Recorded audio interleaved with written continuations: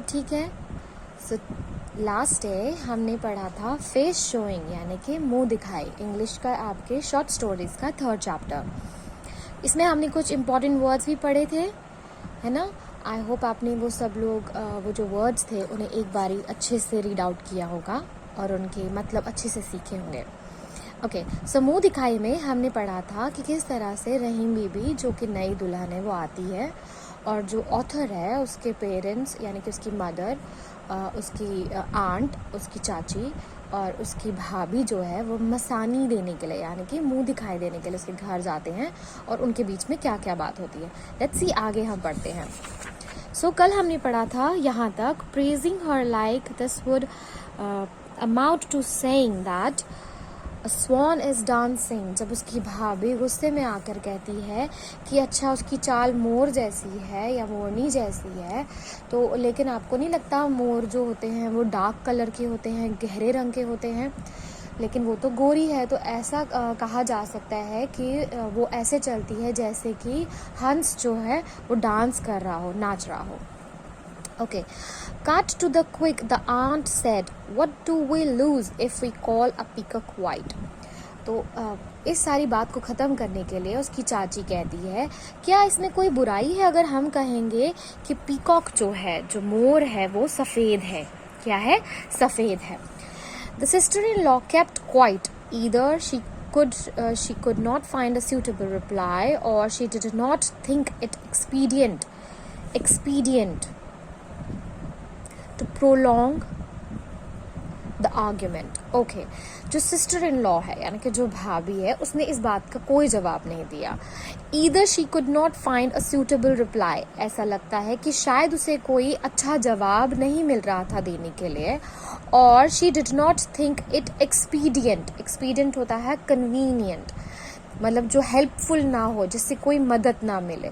उसे ऐसा लग रहा था कि उसे ऐसी कोई मदद नहीं मिलेगी। किससे? प्रोलॉन्ग, बात को खींचना। प्रोलॉन्ग द आर्ग्यूमेंट होता है बहस, प्रोलॉन्ग होता है खींचना या बढ़ाना। ठीक है, तो उसे कन्वीनियंट नहीं लग रहा था कि अगर वो आर्ग्यूमेंट को प्रोलॉन्ग करेगी, बढ़ाएगी तो। The following day, the two women came to our house again and on their way to the well and sat down for a little chat. दूसरे दिन दोनों औरतें जो थी, कौन कौन? जो धोबन थी और जो उसकी बहू थी, वो दोबारा आते हैं। किस लिए? इस वेल के पास, कुएं के पास पानी भरने के लिए, और वो उनके घर आती हैं थोड़ी सी बातचीत करने के लिए।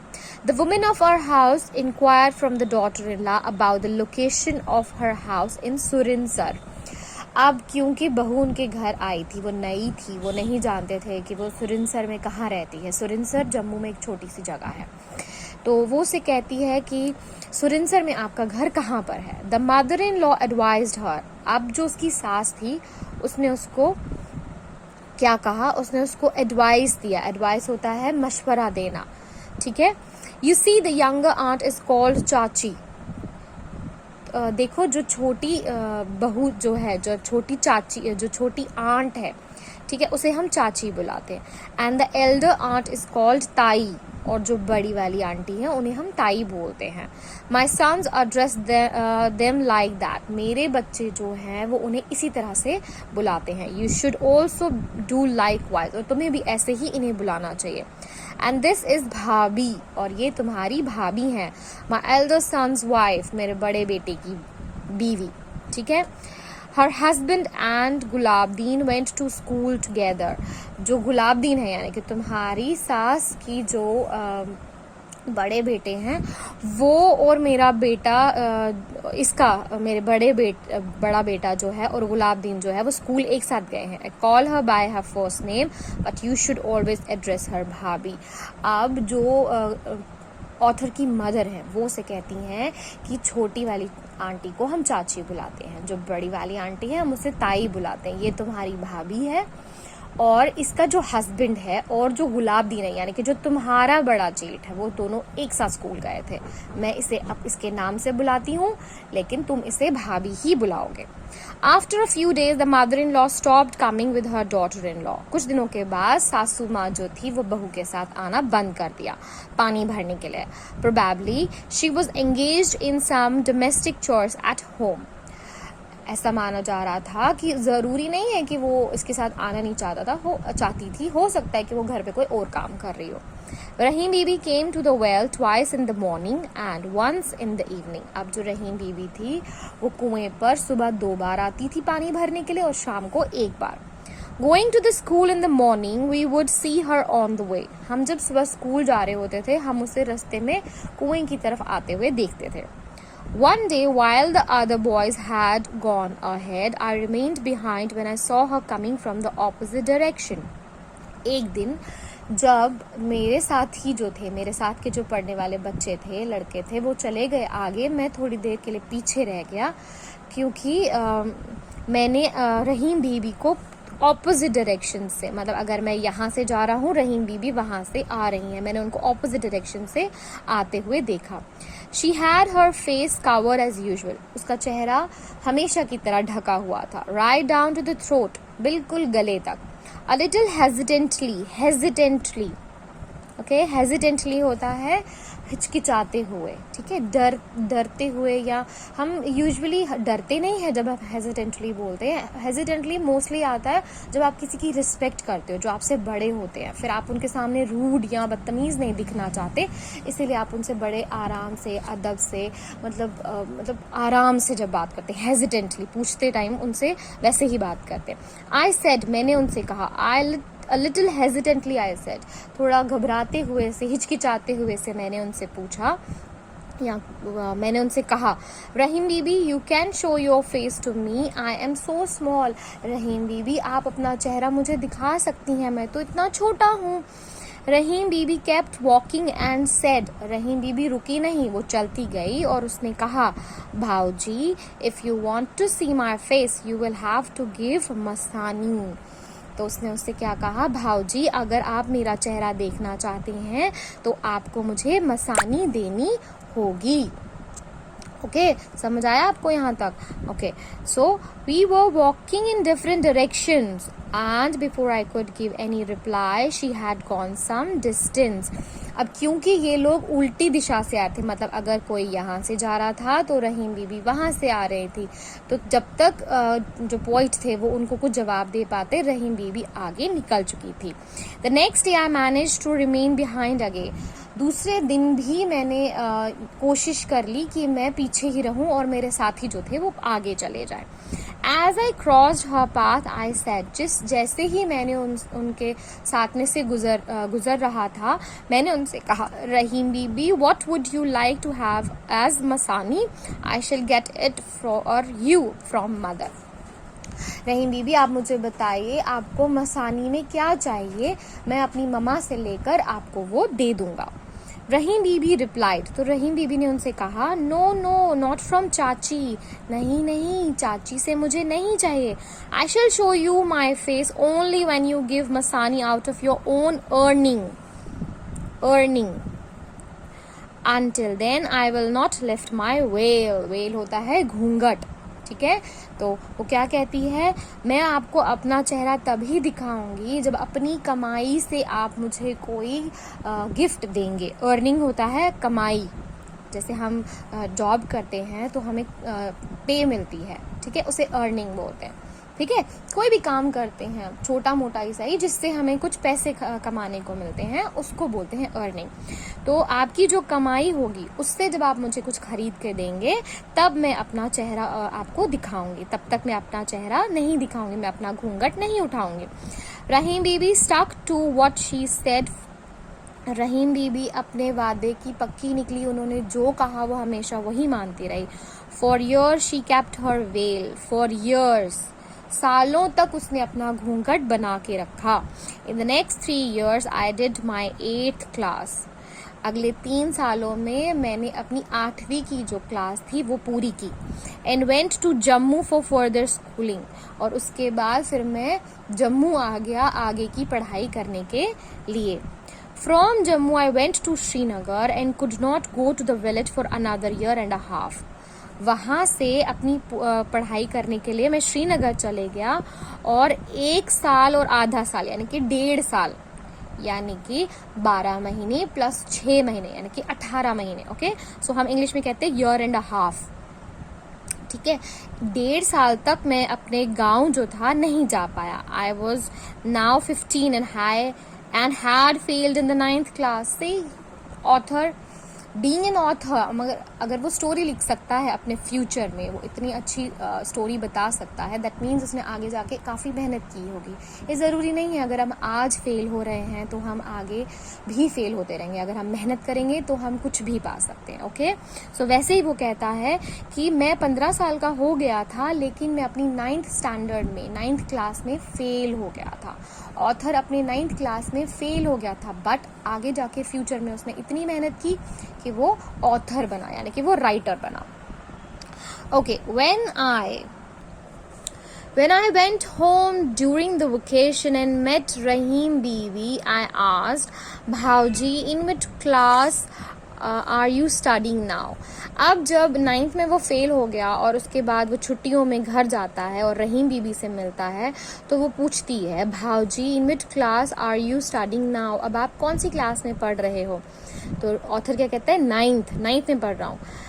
तो भाऊजी कहती हैं, last year also you were in 9th, आप तो पिछले साल में भी आप 9th में ही थे, 9वीं कक्षा में थे। I felt at a loss of words. Loss of words का मतलब होता है कोई शब्द ना मिलना बोलने के लिए, जब आप चुप हो जाते हैं, जब आपके पास बोलने के लिए कुछ नहीं होता है, तो उसे कहते हैं loss of words. And couldn't bear to stand in front of her। और मैं कहता है कि जब उन्होंने मुझसे पूछा कि आप पिछले साल भी आप 9th में थे, तो वो कहता है कि मेरे पास शब्द नहीं थे कुछ कहने के लिए, और मैं उसके सामने खड़े होने की जुर्रत भी नहीं कर पाता था। एंड मूव्ड अवे, मैं वहाँ से चले गया। मम्बलिंग क्या होता है? फुसफुसाना। ठीक है, जब आप धीमी आवाज में कुछ बोलते हुए जाते हैं। मम्बलिंग, यस कहता है, हाँ, ऐसे आराम से। As ill luck would have it, I failed the 9th a second time and did not go home for a whole year. कहता है अब वो दूसरी बार भी 9th में फेल हो गया। ओ गॉड, सेकेंड टाइम भी वो 9th में फेल हो जाता है, और इसीलिए वो पूरा साल घर नहीं जाता है। आफ्टर 3 years in 9th, 3 साल 9th स्टैंडर्ड में देने के बाद, I got promoted to the 10th। Finally 3 साल के बाद उसने 10th अपना जो था ज्वाइन किया, 10th क्लास में प्रमोशन हुआ। एंड देन वेंट होम, और उसके बाद वो घर गया।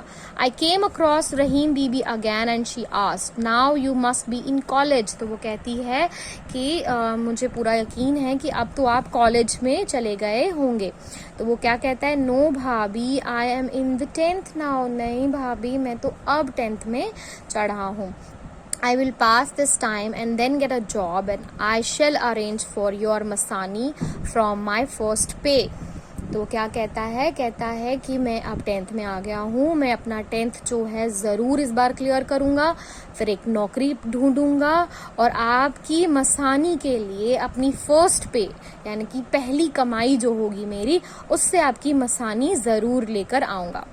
नो भाऊजी, वो कहती है, नहीं भाऊजी, प्लेस द फर्स्ट पे एट द फीट ऑफ चाची। सी, हमारे इंडियन कल्चर में हम यही करते हैं, जब हमारी पहली सैलरी आती है, पहली कमाई आती है, हम सबसे पहले अपने भगवान जो होते हैं उनके पैरों में रखते हैं। लेकिन यूजुअली हम लोग समझते हैं हमारे माँ बाप ही हमारे लिए हमारे गॉड हैं, तो हम उनको देते हैं अपनी फर्स्ट सैलरी। ओके, सो वो उसी तरह से उसे कहती है, प्लेस द फर्स्ट पे एट द फीट ऑफ चाची।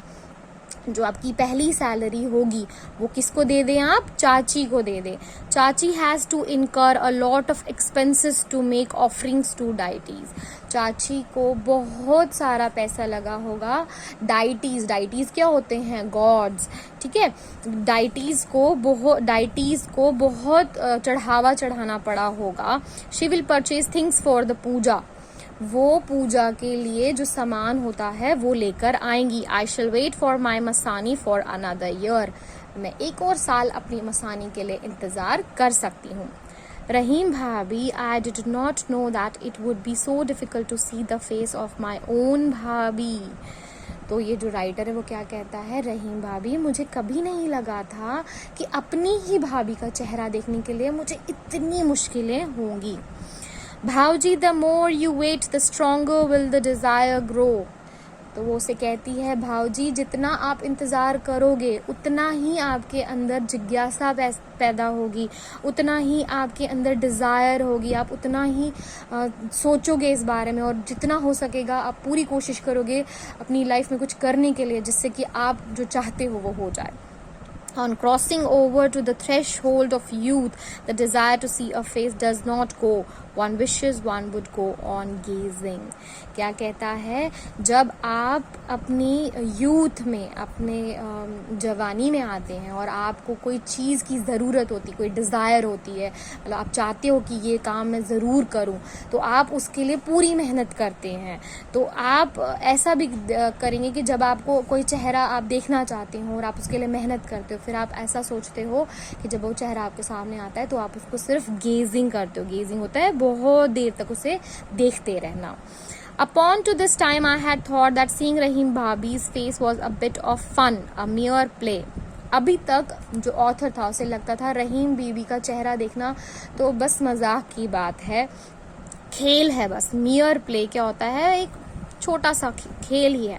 But now this desire to see her face took on a different colour. लेकिन अब क्योंकि इतने सालों तक वो अपनी ही भाभी का चेहरा नहीं देख पाया था, तो उसे लगता था कि नहीं, अब तो बहुत मेहनत करनी पड़ेगी, जिससे इतनी छोटी चीज़ के लिए भी मुझे अगर मेहनत करनी पड़ेगी तो मैं बहुत अच्छी चीज़ें कर सकता हूँ। I was determined. डिटर्मिन्ड क्या होता है, जिसको पूरा ख्याल हो कि उसको क्या करना है। डिटर्मिन्ड मतलब जिसे पूरा पता होता है, जैसे अपना गोल, उसे अपना लक्ष्य पता होता है कि मुझे ये करना है, तो उस पर पूरी जान लगा देता है। I was determined that I would give her Masani out of my own earnings.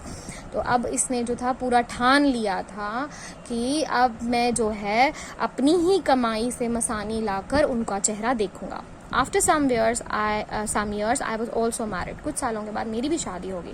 But Rahim Bibi did not lift her veil. पर रहीम बीबी ने अभी तक अपना चेहरा मुझे नहीं दिखाया। I would not give her masani and every now and then when I met her she repeated. मैंने उसे अभी तक मसानी नहीं दी थी, और जब भी वो मुझसे मिलती थी तो वो हमेशा कहती थी, bhauji, I am not going to lift the veil without having masani. भाऊजी, मैं अपना चेहरा अभी तक आपको कभी नहीं दिखाऊंगी जब तक आप मुझे मेरी मसानी नहीं दोगे। One day my wife said, why does this Rahimu talk to you with such a long veil over her face? एक बार उसकी जो वाइफ थी, किसकी वाइफ? ऑथर की वाइफ। उसने उनसे पूछा कि ये रहीमू जो है वो आपसे इतना लंबा घूंघट रख के बात क्यों करती है। रहीम भाभी will lift the veil only after she gets masani from me. तो जो ऑथर है वो अपनी वाइफ को कहता है कि रहीम भाभी मुझे तभी अपना चेहरा दिखाएंगी या वो घूंघट उठाएंगी जब तक मैं उन्हें मसानी ना दे दूं। As for talking she talks to me in the same way as Saryu bhabhi does. जहाँ तक बात करने की बात है तो वो मुझसे इसी तरह से बात करती हैं जैसे कि मेरी सरयू भाभी मुझसे करती है। सरयू भाभी इज योर ओन भाभी बट रहीमू इज मुस्लिम। देखो कितनी अजीब बात है। वो उसे कहती है कि सरयू भाभी तो आपकी अपनी भाभी है, बट जो रहीमू है वो तो मुस्लिम है। What is your relationship with her? तो फिर आपका रिश्ता उसके साथ क्या है? My dear, relations among brothers remembering God by different names does not separate them. Ilmdeen is like my real elder brother. तो जो ये ऑथर है वो अपनी बीवी को जवाब देता है कि देखो, जो रिश्ते हैं वो गॉड को अलग नाम से बुलाने से अलग नहीं होते। इल्मदीन जो है वो उसी तरह से है जिस तरह से मेरा अपना बड़ा भाई है। सी, आज हम यहीं तक पढ़ेंगे because this is a very important line to remember कि